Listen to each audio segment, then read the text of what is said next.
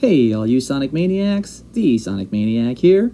Today, we're talking about the Jakks Pacific End of Zone playset. This set is more like an elaborate accessory than an actual playset.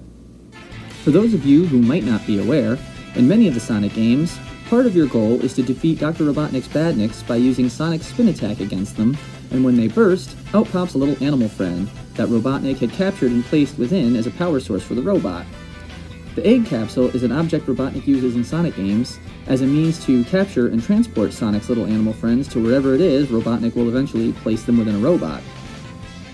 The Egg-capsule depicted by this toy is typically found at the end of the last act of each zone in a classic Sonic game after you defeat Robotnik. As a lifelong toy collector, I have often made customized figures and accessories, or at the very least, have dreamed up and talked with other collectors about toys I'd like to see made as part of whatever toy line we were currently discussing. The Egg-capsule is one of those toys.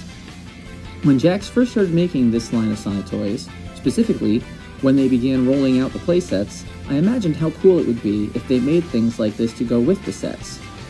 This End of Zone playset is pretty much exactly one of what I imagined they'd make.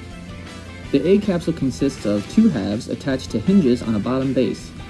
One half has the yellow plunger switch on top that holds the two halves together, and when pushed down, the halves spring open, revealing two of Sonic's animal friends inside.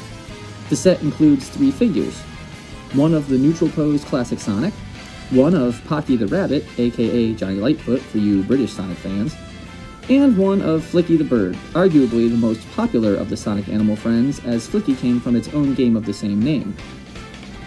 This set also came with the end of act face tile that spins to reveal Robotnik on one side and Sonic on the other, which I featured earlier in my Green Hill Zone video. All in all, I really like this one as an example of a toy done right. It's got a play mechanic that's easy for kids to operate, that is accurate to the game, and makes it a nice piece for an adult collector as well.